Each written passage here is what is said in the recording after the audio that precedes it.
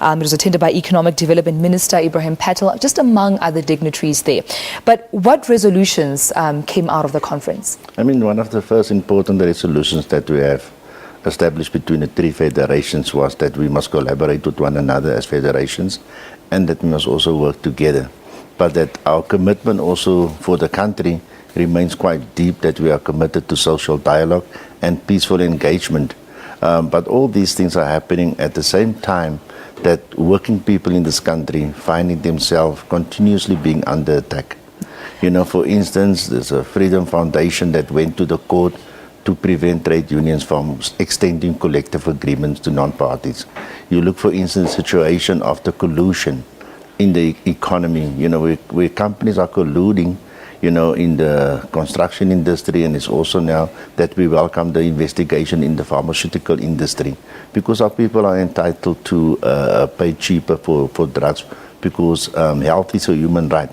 You know, I can mention quite a few other of these attacks that is on working people. And what we want to do is to make a call on government and the employees in this country to work with us together so that we can address the issue of unemployment, poverty and inequality, and to also establish sound labor relationships between companies, specifically when there's collective bargaining. Now, speaking of those labor relationships with companies, we do understand that one of the agreements, of course, agreed upon in the conference was that NEDLAC agreed that we need to hold government accountable and to also oppose the Employment Incentive Tax Act. What is your opinion on that, also, especially given the fact that COSATU, of course, has a relationship with the ANC-led government, and how does that perhaps may or may not jeopardize, of course, labor relations? Look, first of all, what we must understand is that the mistake that came in the process was government didn't table the Employment Incentive Bill in NEDLAC. Now, that can either undermine the status of NEDLAC as the premier social dialogue platform, you know, and we've got a senior a council opinion on that to say anything that affects the socio-economic issues of working people should be discussed in NEDLAC first before you take it to Parliament, because you don't, the working people have a concern that companies will replace experienced workers with inexperienced workers, and that is something that is a concern. But in this case, government have now gone forward. They have put this bill into operation, but from organized labor side, we believe that we remain committed to engage with government and to see how we can improve situation and also to monitor the process. Now, we also know that Minister Mildred Oliphant had condemned reports that South African labour legislation is too restrictive and over-regulated. What is your opinion on the current legislation and that comment? No, look, what we believe is we are committed to flexible, regulated labour market.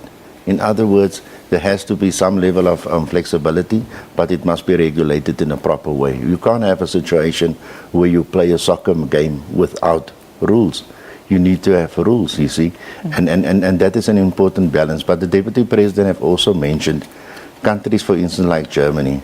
They have a social dialogue process where employers and companies, and they call it co-determination, where they work together for the betterment of the workers, for the betterment of the company and of the country.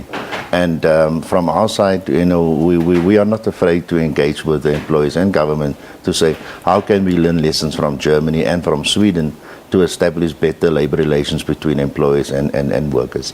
Now, we cannot deny the fact that labour unrest and the Wildcat Strikes occurring in South Africa sort of jeopardize or cripple the economy and, of course, potential investment from, of course, overseas investors. Has that issue been addressed in the conference? Now, let me just correct, you know, we don't support Wildcat Strikes. What we call on our workers is to go through the process where they negotiate, and when there's a deadlock, the CCMA must come in to try to help the two parties to reach a settlement. But the biggest challenge for us is the lack of information.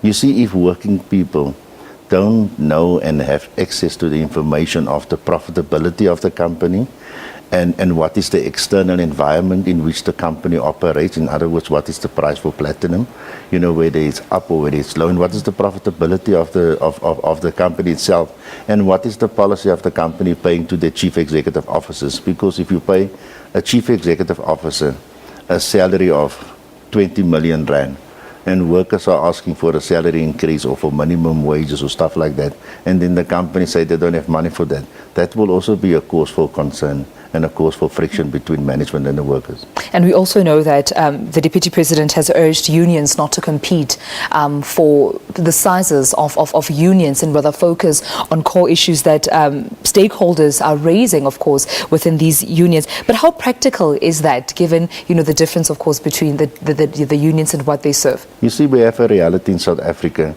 that we have 3 trade union federations and we have a lot of trade unions, but all the trade unions respect freedom of association. You can and you have the right to belong to any of the 3 unions, and there's no need for trade unions to compete for membership. But what actually happened is this: we have now 2 unions have signed an agreement with the company. 1 union have not signed the agreement, and what happened is they are going on strike, and the other people are going to work. The ones that's on strike will intimidate the other ones that is going to work, because the company will not pay those people that are on strike wages, you see. And so those kinds of conflicts can be better resolved at a plant level. And it's important that when they make a decision on how much they want for wages, that they must have all the information at their disposal. All right then, General Secretary, of course, of FEDUSA, Mr. Dennis George, thank you so much for joining us. You're welcome.